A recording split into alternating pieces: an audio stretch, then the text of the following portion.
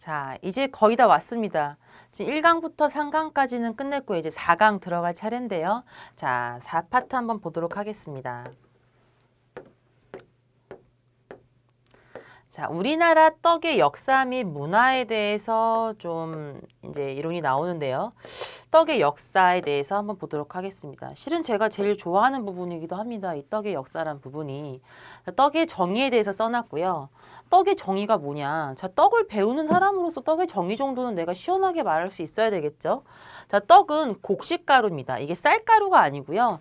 정의에 보면 곡식가루를 찌거나 그 찐 것을 치거나 빚어서 만든 음식이 떡입니다.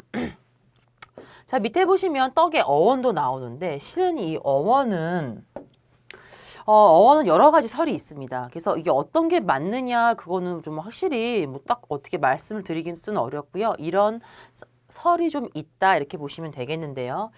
첫 번째 한번 보겠습니다. 죽 형태의 음식이 시간이 지남에 따라 굳어지게 되면서 딱딱해졌다. 그죠? 딱딱해졌다와 먹는 음식이기 때문에 먹다가 합쳐져서 딱딱 먹다 떡으로 굳어진 것이다. 이런 설이 있고요. 자, 찌는 거죠. 찌는 음식. 떡은 찌는 음식이다 보니까 찌다가 명사화돼서 찌기, 떼기, 떡이 떡. 우리 김치의 옛말도 딤채 아니겠어요? 그죠? 그래서 김치냉장고 딤채도 있는데 그와 마찬가지로 이제 찌다가 조금 변하다 이렇게 보시면 변한 거라고 보시면 되겠죠. 그래서 찌기, 떼기, 떡이 떡으로 변환된 것이다. 이런 설이 있습니다. 자, 그다음 마지막은 가장 어떻게 보면 좀 감성적인 이제 설인데요. 덕을 베푼다, 나누어 먹는 음식이다. 그래서 덕에서 나온 말이다. 이런 설이 있습니다. 우리 학생분들은 대부분 제일 요 3번을 좋아하시더라고요. 그죠? 저는 개인적으로 뭐 찌기떼기 떡이 떡 이걸 제일 좋아하긴 하지만 여튼 여러 가지 좀 설이 있다. 이렇게 보시면 되겠고요. 인간의 생존과 밀접한 이런 것들은 한장고 혹시 아세요? 다 물, 불, 집, 해, 달, 별 다 한자입니다. 그만큼 이제 좀 역사가 오래된 단어일수록 한자다 이렇게 보시면 되겠는데 떡도 한자죠. 그래서 그만큼 역사가 조금 오래되지 않았나 이런 얘기도 좀 있습니다.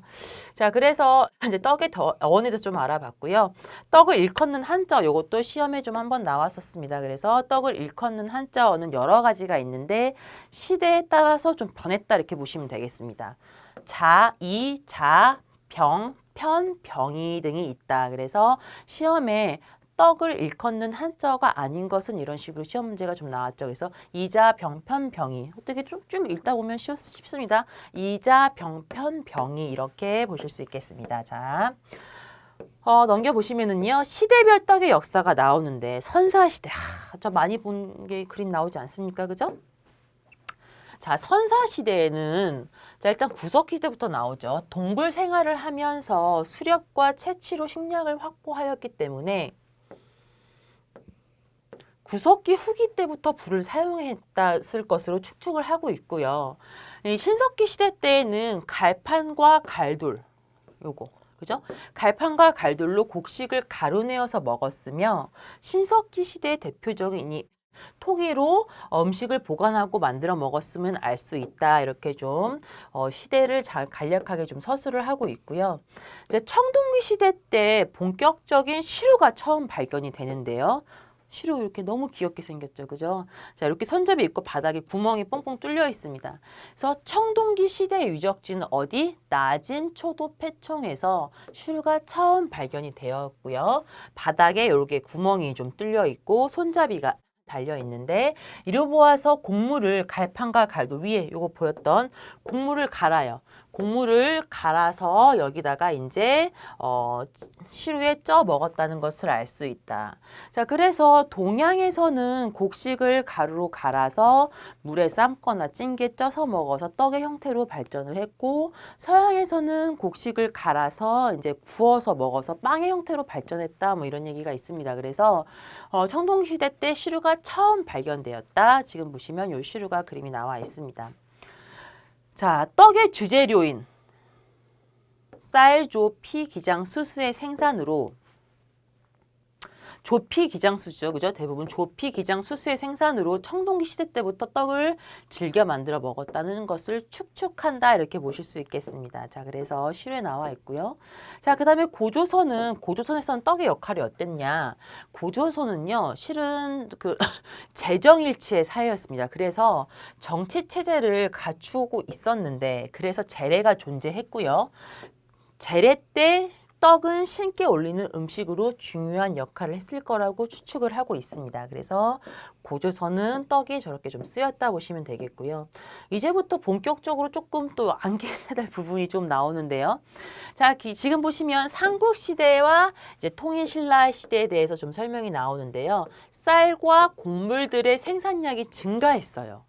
자, 아무래도 떡의 주 재료인 쌀과 곡물들의 생산량이 증가하면서 떡이 굉장히 다양해졌다 이렇게 보실 수 있겠습니다.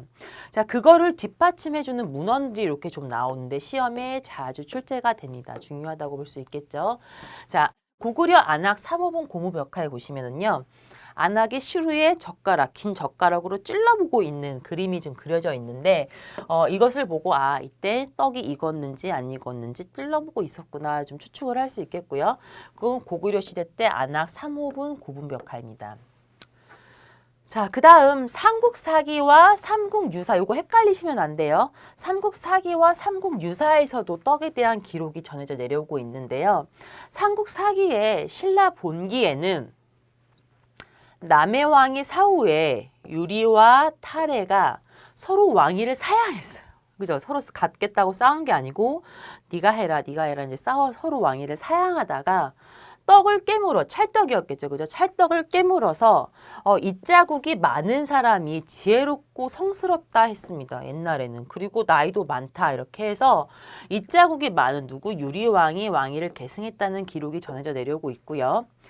가난해서 떡을 찢지 못하는 아내의 안타까운 마음을 달래주기 위해 백결 선생이 검은고로 떡방어, 떡방어 소리를 검은고로 냈대요. 그죠? 그래서 떡을 찢지 못하는 얼마나 안타까웠으면 그걸 소리로 냈을까 이제 싶은데요. 그래서 백결 선생 이런 것도 보기로 좀 나옵니다. 그래서 누가 백결 선생이 또 나중에 헷갈려요. 백결 선생이 검은고로 떡방아 소리를 내었다. 이게 어디 삼국사기에 전해져 내려온다. 이렇게 보시면 되겠습니다.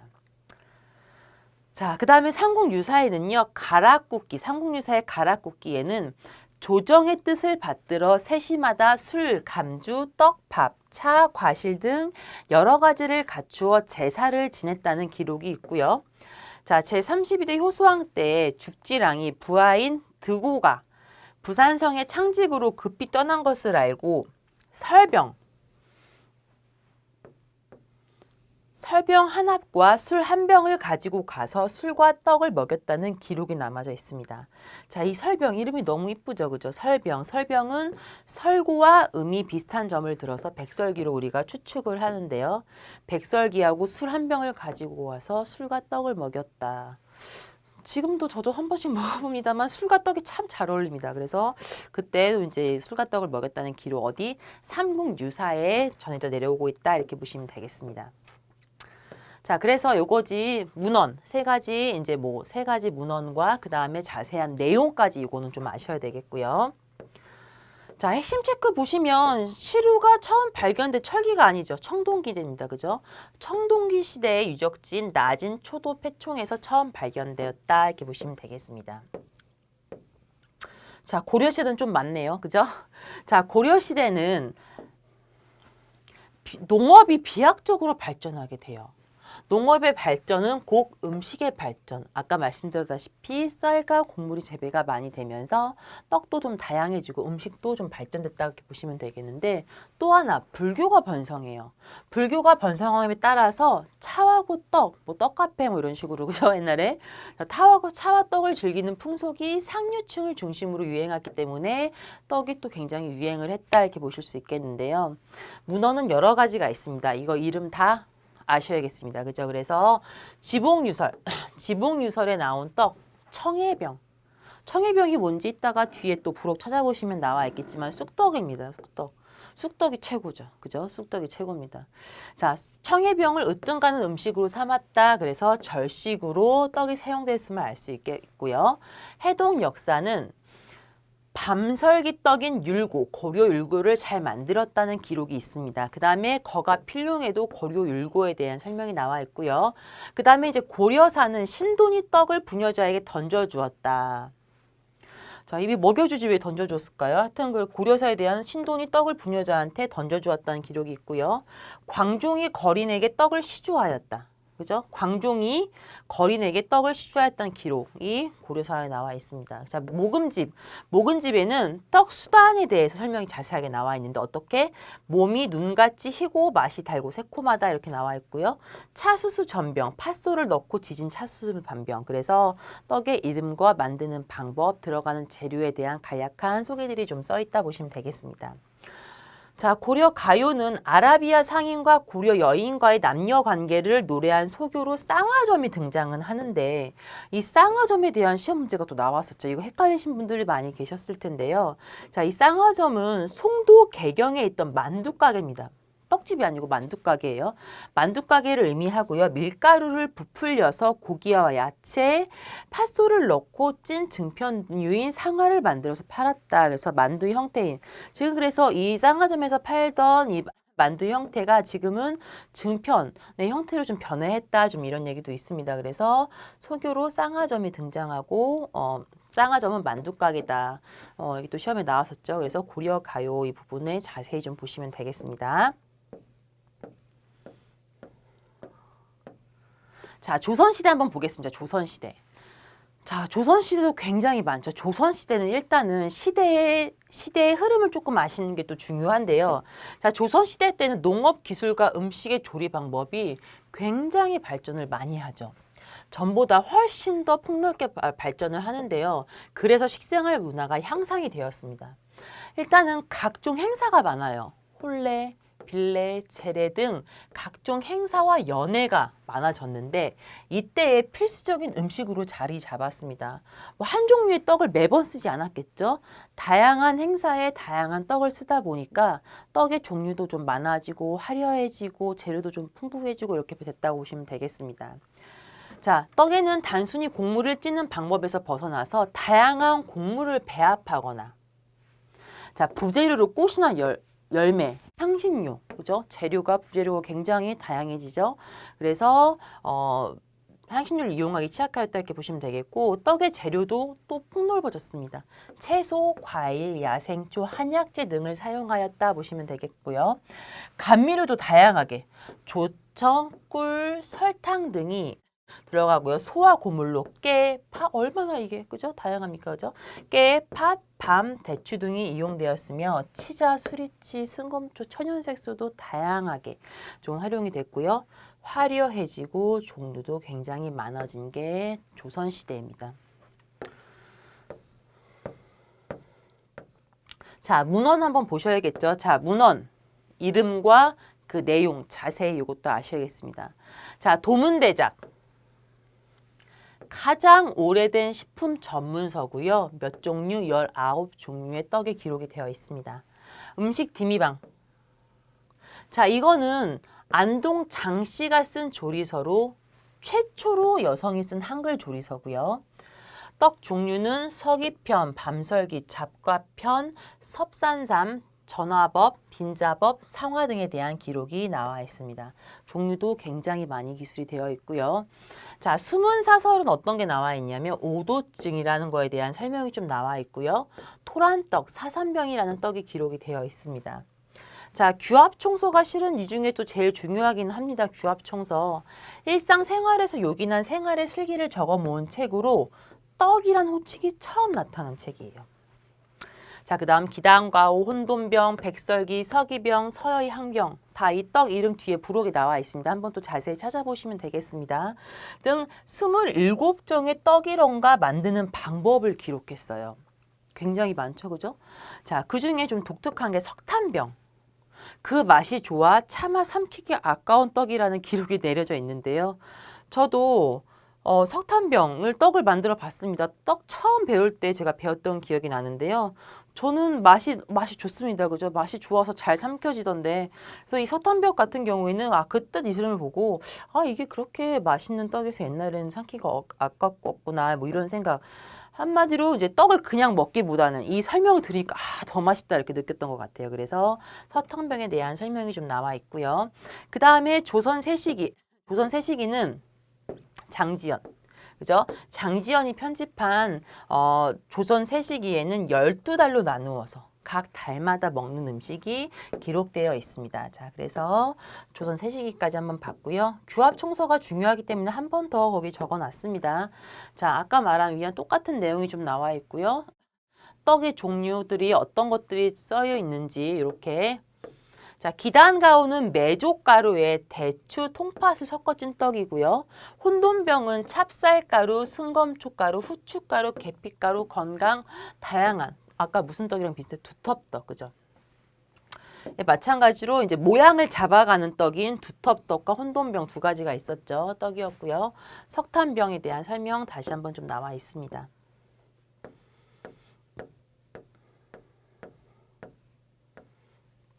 자, 근대가 실은 좀 아쉬운 부분이 좀 개인적으로 좀 많이 있는데 한일 합병과 일제 강점기, 6.25 전쟁 등 급격한 사회 변화로 물밀듯이 서양의 빵이 들어옵니다. 그죠? 이 빵.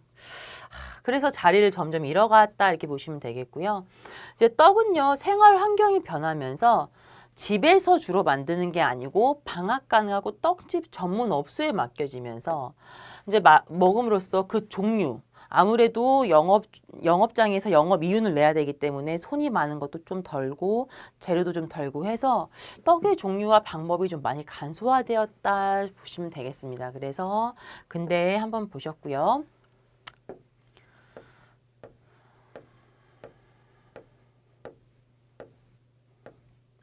자, 떡 문화 또 중요합니다. 떡 문화. 시험에 정말 많이 나오는 떡 문화. 단골 문제가 많이 나옵니다. 자, 보시면 시절식으로서 떡으로. 자, 떡은요, 세시 풍속과 절일에 없어서는 안 되는 아주 진짜 중요한 음식이었죠. 그죠? 지금도 물론 마찬가지라고 저는 생각을 합니다. 자, 그래서 각각 그때 무슨 떡을 만들어 먹었는지 반드시 종류를 알고 계셔야 되는데요. 자, 찬찬히 보도록 하겠습니다. 자, 한 해의 시작인 음력 정월 초월을 설날이라고 이제 일컫는데 설날 때 다 아시죠? 떡국. 떡국을 주로 만들어 먹었는데요. 한 살을 더 먹는다고 해서 더할 첨, 나이 세에서 첨세병 이렇게 불렀고요. 색이 하얗죠. 그래서 떡을 넣었다. 그래서 떡병자를 써서 병탕 이렇게도 불렸습니다. 그래서 떡국의 다른 이름 첨세병, 백탕, 병탕 이렇게 불렸고요. 자, 쌀이 귀한 부족, 쌀이 귀해요. 그래서 떡을 많이 넣기보다는 만두를 좀 섞어서 떡만둣국을 만들어 먹었고 개성 지방에서 조랭이 떡을 먹었다 이렇게 보시면 되겠습니다. 자, 이런 의미에 대해서도 시험 문제가 많이 나와요. 근데 이런 의미에 대한 문제가 나오면 실은 좋은 게 외울 게 아니죠. 그죠? 이건 이해를 할 겁니다. 가래떡은 떡의 하얀 색깔처럼 1년 내내 순수하고 무탈, 기원하고요. 그 다음에 길잖아요. 그죠? 무병장수하라는 의미를 담고 있고요. 또 가래떡을 썰어서 떡국떡, 엽전 모양이로서 재물을 많이 모아라. 최고죠? 돈 많이 모으고 장수하면 최고 아닙니까? 그죠? 그래서 1년 첫 시작 때 가래떡과 떡국떡을 좀 먹었다 이렇게 보시면 되겠습니다. 자, 그 다음 정월대보름 나오는데요. 정월대보름은 상원이라고도 하며 음력 정월보름날, 즉 음력 1월 15일로 1년의 첫 보름을 기리는 날입니다. 대표적인 거 보세요. 그죠? 약밥, 오곡밥, 묵은 나물인데 이제 약식에 대해서 문제가 앞에서 제가 많이 나온다고 말씀을 드렸었는데 이 부분에서도 또 중요합니다. 자, 신라 소지왕인지 누구 왕인지 왕인지까지 한번 좀 물어보는 구별을 해야 되는 문제가 있었고요. 까마귀에 대한 고마움을 표했던 것으로 까마귀 깃털색을 닮은 약밥에 귀한 재료를 넣어서 만들어 먹었는데요. 유래 자세히 아셔야겠습니다. 자, 삼국유사입니다. 삼국유사.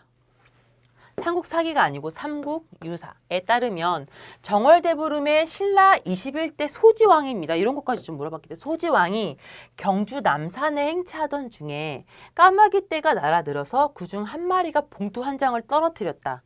그 봉투에는 궁중으로 어서 돌아가 내전에 있는 검은고 갑을 쏘라. 검은고 또 나왔죠. 검은고 갑을 쏘라고 쓰여 있어.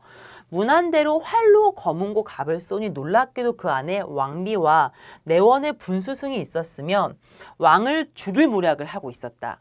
이 사실을 알게 된 왕은 두 사람을 주살하고 영모를 평정하게 되었다. 이후 왕은 까마귀 덕분에 고마움을 표시하기 위해서 까마귀 깃털색을 담은 밥을 지었다. 이렇게 쓰여져 있습니다. 그래서 약식의 유래에 대해서 자세히 한번 읽어보시면 되겠고요. 중화절, 이거는 앞에 손편하면서 한번 잠깐 읊어봤었죠. 자, 중화절은 노빌이라고도 하는데요. 왜 노빌이라고 하냐면 농사철의 시작을 기념하는 날이라 민간에서는 머슴날, 노빈날 그랬어요. 농사를 왜 시작하기 전에 일꾼들한테 잘 부탁한다 이런 뜻이었습니다. 그래서 송편을 만들어 줬는데 그게 이름이 노비송편이라고 불렀어요. 되게 컸다고 합니다. 그래서 일반 송편보다는 되게 컸다. 옛날에 밥도 막 이렇게 고봉밥으로 엄청 많이 먹었었죠. 송편도 되게 큰 송편을 만들어 줬고요. 그 나이에 따라 송편 개수를 만들어 줬다 이런 얘기 기록이 남겨져 있습니다. 그래서 저는 뭐 굉장히 많이 먹었겠죠, 그죠? 자, 그래서 이제 나이에 따라서 송편을 만들어 줬다 이렇게 있고요. 노비 송편으로 불리며 2월 초하루를 사길이라고 해서 사길 송편이라고 했다. 그래서 노비 송편, 사길 송편은 추석 때 만들어 먹었던 송편과는 그 의미를 달리한다. 굉장히 중요한 지문으로 많이 나오고 있습니다. 자, 3월 삼진날 이것도 시험에 나왔죠. 이 부분은 조금 계속 다 시험에 나온다고 보시면 되겠습니다. 자, 삼진날은요. 음력 3월 3일 봄이죠. 그죠? 이때는 만물이 활기를 띠는 날로 화전놀이를 하여 번철을 들고 다 프라이팬 하나 같은 거 들고 나가서 찹쌀가루로 반죽을 하고 진달래꽃으로 딱 그 자리에서 술을 놓은 다음에 진달래 화전을 만들어 먹어서 시를 읊었다 뭐 이런 기록이 남겨져 있습니다. 그래서 3월 삼진날은 진달래 화전이고요. 자, 한식은 설날, 단오, 추석과 함께 4대 명절입니다. 그래서 한식은 설날, 단오, 추석과 함께 4대 명절로 굉장히 중요하게 여겼던 날이었고요. 이때는 쑥이 그죠? 제철이겠죠. 그죠? 쑥떡을 해 먹었고 찬 음식을 먹는 불의 사용을 금했습니다. 그래서 이거는 중국의 풍습에서 시작되었다. 그게 한식이다. 이렇게 보시면 되겠습니다.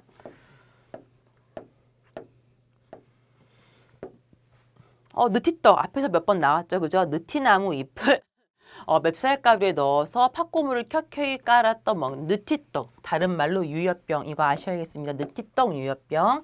자, 그래서 떡 사진 이렇게 나와 있는데 여기 이렇게 있는 게 느티나무 잎입니다. 그래서 이 느티나무 잎을 어린 순, 향이 굉장히 좋았다고. 저도 이 떡은 못 먹어봤습니다. 그래서 이 느티나무 잎을 만든 유엽병을 만들어 먹었고요.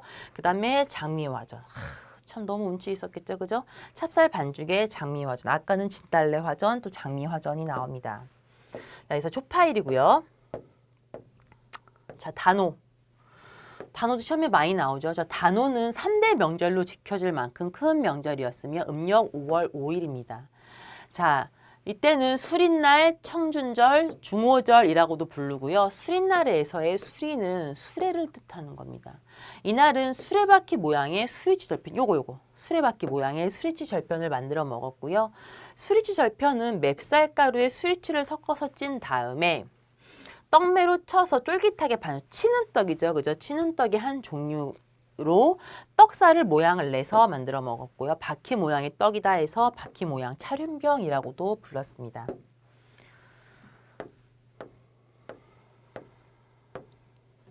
자, 그 다음에 이제 유두절에 대한 설명이 좀 나오는데요.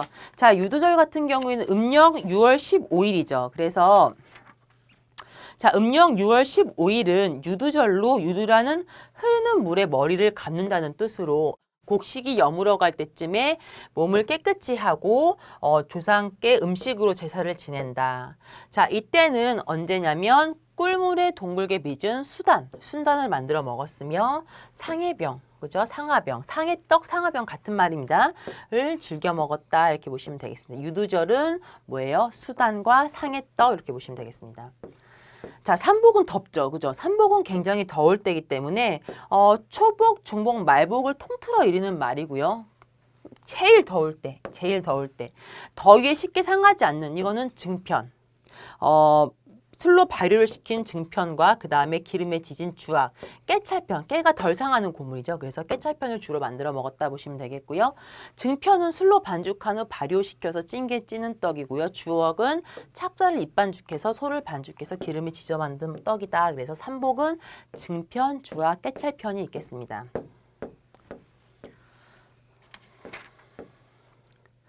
자, 그 다음에 이제 칠석 나오는데요. 칠석부터 그 다음에 또 상달, 동지, 나빌은 다음 시간에 마저 보도록 하겠습니다. 수고하셨습니다.